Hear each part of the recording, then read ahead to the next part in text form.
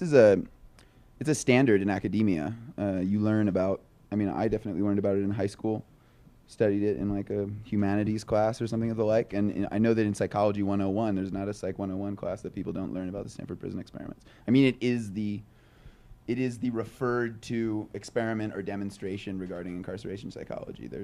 And even though it was so long ago, it's the one that remains the most relevant.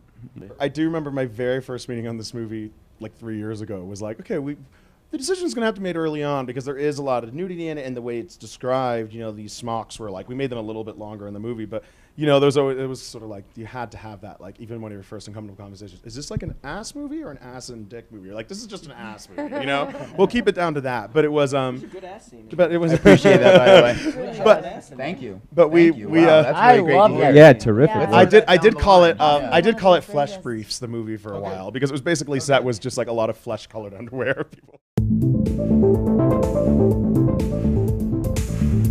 Congratulations to you. The Flash is a huge deal. I'm wondering what it feels like to know what your big movie and your big projects are going to be 3 years from now. It's a mixed bag. I must say I feel really happy about it in one way, because the idea of like actually having a steady job in my life is actually incredibly comforting and something that I didn't ever necessarily think I would have.